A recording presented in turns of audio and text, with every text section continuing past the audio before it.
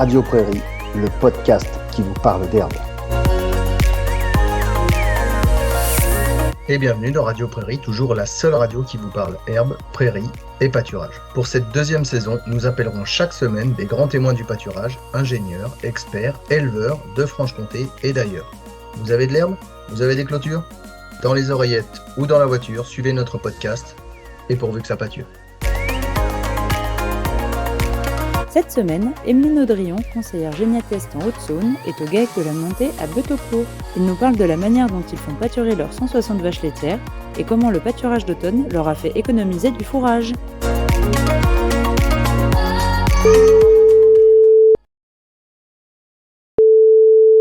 Je suis au GAEC de la Montée où Gilles, Maxime et Gaël vont vous présenter leur exploitation.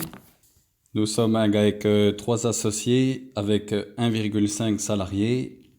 L'exploitation est située à Betaucourt, à côté de Jussey, en plaine de Saône. Nous exploitons une surface de 370 hectares, dont 300 hectares d'herbe.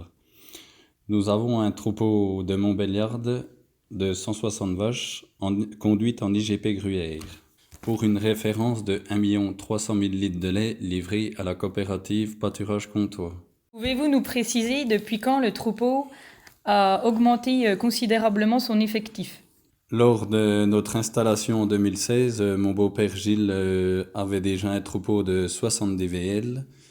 Nous avons eu l'opportunité de racheter 60 vaches laitières dans une commune située à 15 km du siège de l'exploitation.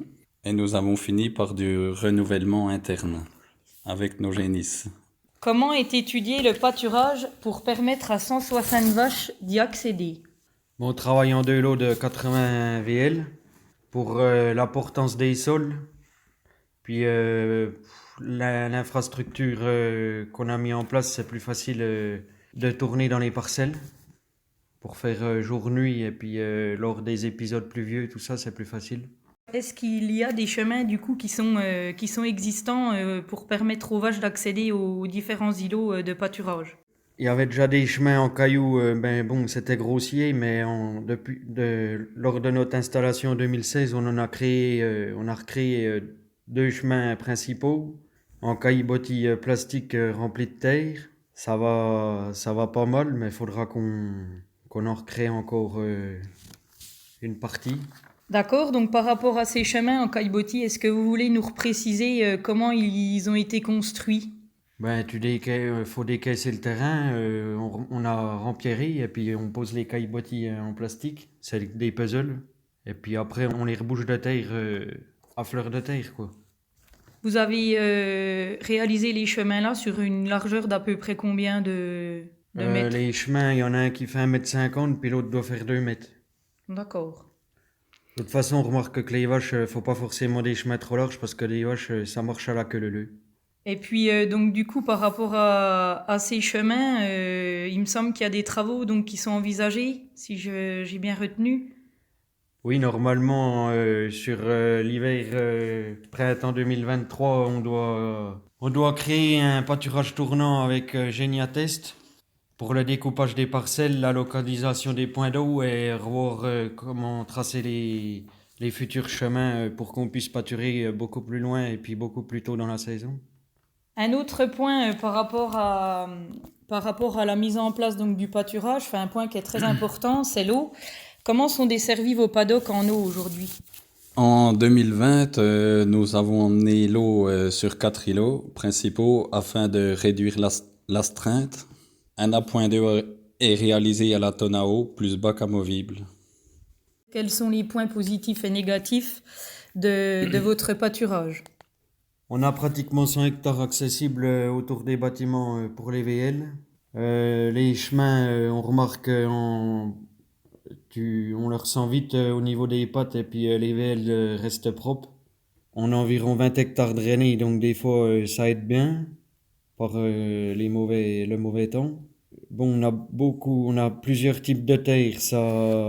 On essaye de jouer quand il fait mauvais pour limiter qu'elle saccage les terrains. On essaye de les faire tourner beaucoup plus vite. Après, vu qu'on a pas mal de pâtures de prairies naturelles Ça représente à peu près combien? 2/3? Oui, à peu près 2/3 de prairies naturelles. On remarque que des fois, comme là, à la sécheresse qu'on s'est tapé cet été, elles ont redémarré plus vite que les temporaires. Oui, donc du coup, ça vous permet en fait de pouvoir jongler entre les repousses des des différents types de parcelles. Oui. Les temporaires, ce coup-là, on les arrête plus, elles sont parties. On a une croissance, Qui est exceptionnelle. Oui. oui, exceptionnelle, je pense. Et par rapport du coup au point négatif plutôt du pâturage, aujourd'hui, qu'est-ce que vous citeriez? Avec des tailles de troupeaux comme ça, faut savoir réagir assez vite et il y a des fois, c'est pas toujours évident. On s'adapte au mieux au temps, on fait comme on peut des fois. Et des fois, c'est bon, quand il fait vraiment mauvais, c'est coûteux en temps.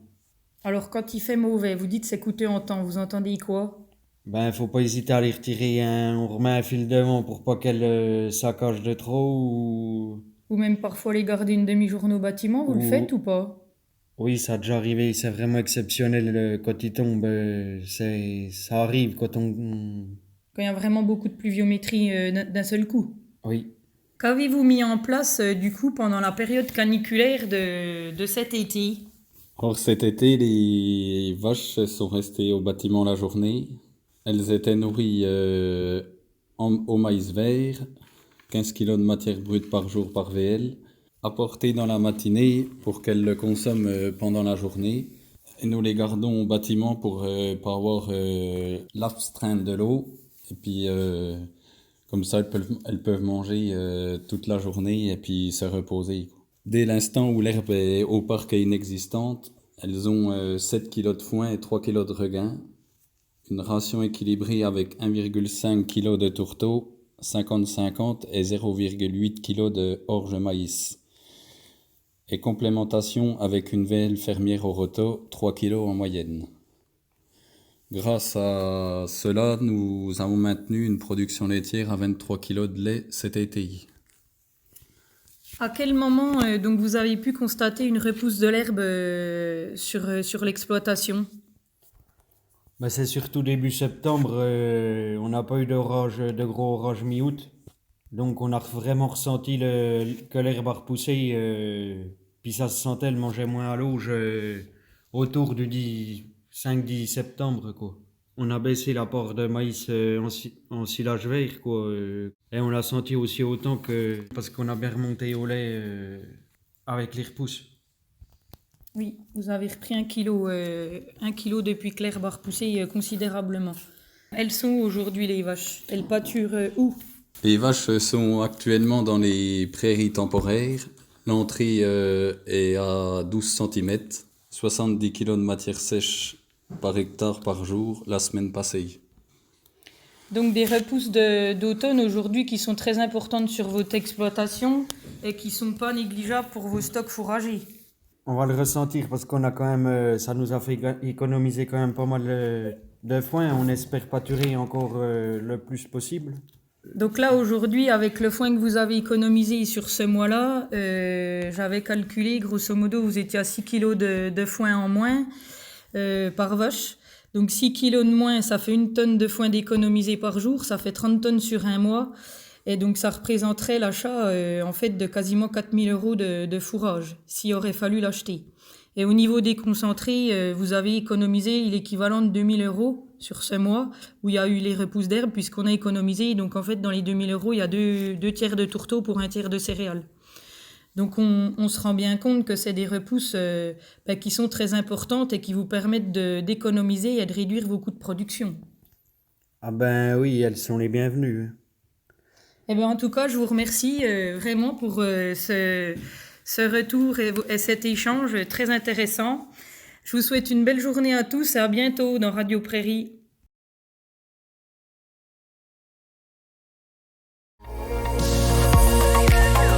Allez, réagissez, commentez, interpellez-nous même. Rendez-vous la semaine prochaine et n'oubliez pas de pâturer.